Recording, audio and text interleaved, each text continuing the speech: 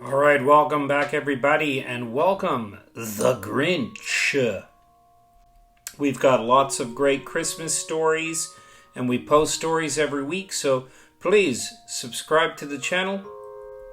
And now for today's story, How the Grinch Stole Christmas. Every Who down in Who-ville liked Christmas a lot, but the Grinch, who lived just north of Who-ville, did not. The Grinch hated Christmas, the whole Christmas season. Now, please don't ask why. No one quite knows the reason. It could be his head wasn't screwed on just right. It could be, perhaps, that his shoes were too tight. But I think that the most likely reason of all may have been that his heart was 2 sizes too small. But whatever the reason, his heart or his shoes, he stood there on Christmas Eve, hating the Who's, staring down from his cave with a sour, grinchy frown at the warm lighted windows below in their town. For he knew every Who down in Who-ville beneath was busy now hanging a mistletoe wreath. And they're hanging their stockings, he snarled with a sneer. Tomorrow's Christmas, it's practically here. Then he growled, with his Grinch fingers nervously drumming, I must find some way to stop Christmas from coming. For tomorrow, he knew, all the Who girls and boys would wake up bright and early. They'd rush for their toys, and then, oh, the noise. Oh, the noise. Noise, noise, noise. That's one thing he hated. The noise, noise, noise, noise. Then the Who's, young and old, would sit down to a feast, and they'd feast, and they'd feast, and they'd feast, feast, feast, feast. They would feast on Who pudding and rare Who roast beast, which was something the Grinch couldn't stand in the least. And then they'd do something he liked least of all. Every Who down in Who-ville, the tall and the small, would stand close together with Christmas bells ringing. They'd stand hand in hand, and the Who's would start singing. They'd sing, and they'd sing, and they'd sing, sing, sing, sing. And the more the Grinch thought of this Who Christmas sing, the more the Grinch thought, I must stop this whole thing. Why, for 43 years I've put up with it now. I must stop this Christmas from coming. But how? Then he got an idea. An awful idea. The Grinch got a wonderful, awful idea. I know just what to do. The Grinch laughed in his throat, and he made a quick Santa Claus hat and a coat. And he chuckled and cuckolded, what a great Grinchy trick! With this coat and this hat, I look just like Saint Nick. All I need is a reindeer. The Grinch looked around, but since Reindeer are scarce. There was none to be found. Did that stop the old Grinch? No, the Grinch simply said, "If I can't find a reindeer, I'll make one instead." So he called his dog Max. Then he took some red thread and he tied a big horn on top of his head. Then he loaded some bags and some old empty sacks on a ramshackle sleigh, and he hitched up old Max. Then the Grinch said, "Giddy up!" and the sleigh started down toward the homes where the Whos lay a snooze in their town. All their windows were dark, quiet snow filled the air. All the Whos were all dreaming sweet dreams without care, when he came to the first little house on the square. "This is stop number 1, the old Grinchy Claus hissed, and he climbed to the roof, empty bags in his fist. Then he slid down the chimney, a rather tight pinch, but if Santa could do it, then so could the Grinch. He got stuck only once for a moment or two, then he stuck his head out of the fireplace flue, where the little Who stockings all hung in a row.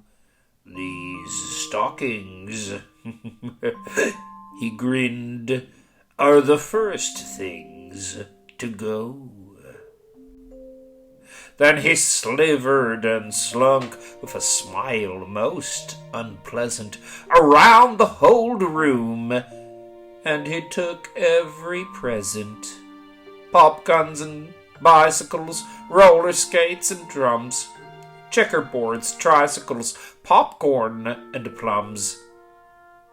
And he stuffed them in bags. Then the Grinch very nimbly stuffed all the bags one by one up the chimney. Then he slunk to the icebox. He took the Who's feast. He took the Who pudding.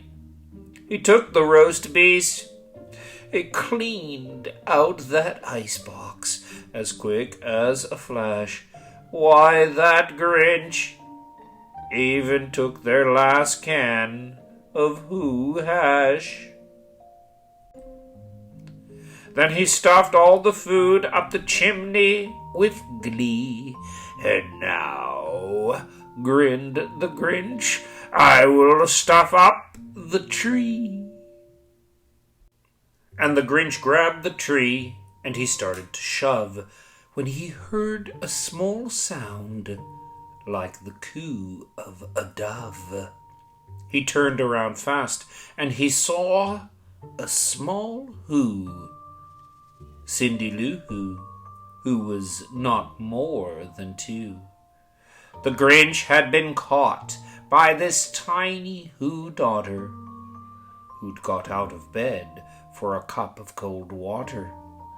She stared at the Grinch and said, "Santa Claus? Why? Why are you taking our Christmas tree? Why?" But you know, that old Grinch was so smart and so slick. He thought up a lie, and he thought it up quick. "Why, my sweet little tot," the fake Santa Claus lied, "there's a light on this tree that won't light on one side.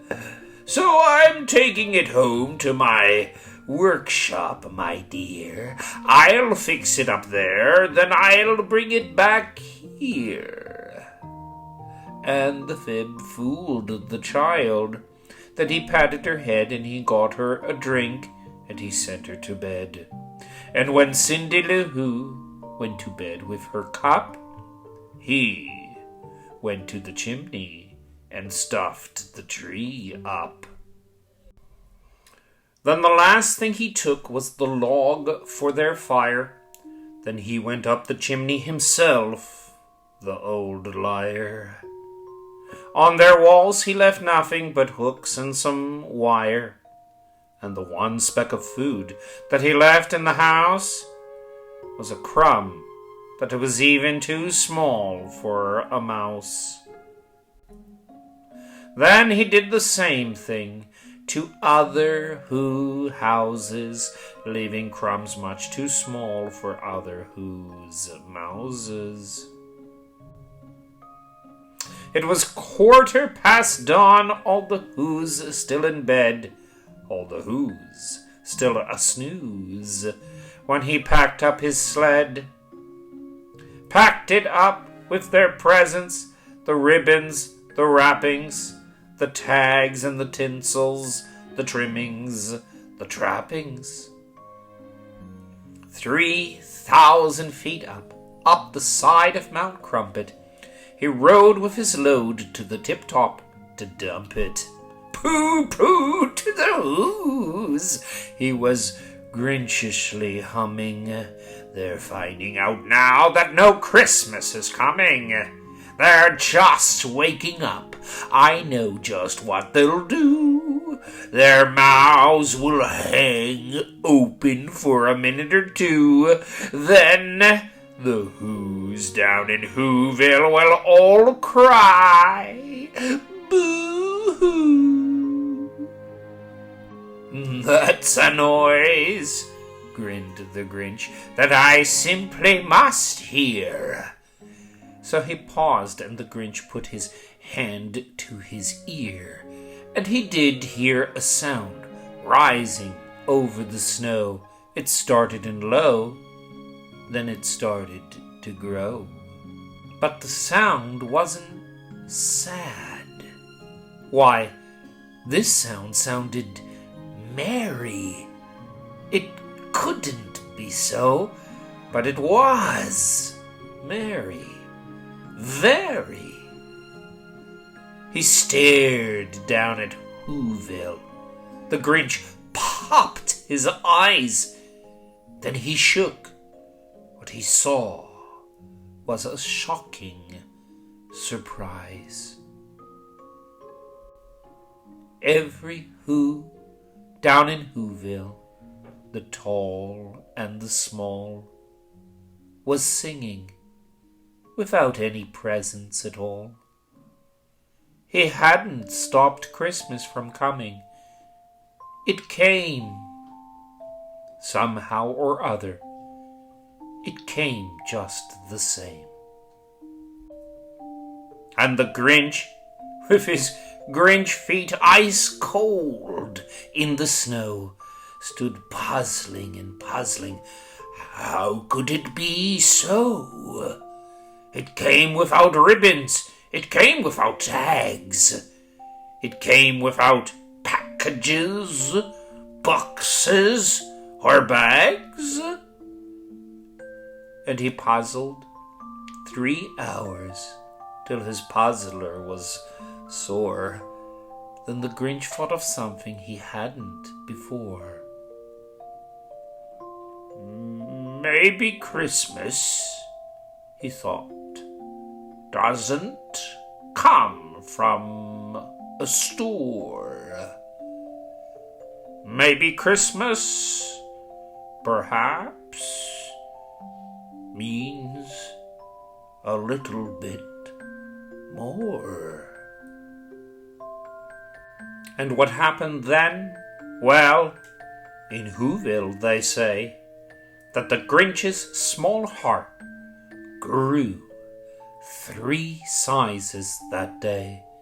And the minute his heart didn't feel quite so tight, he whizzed with his load through the bright morning light. And he brought back the toys and the food for the feast. And he himself, the Grinch, carved the roast beast.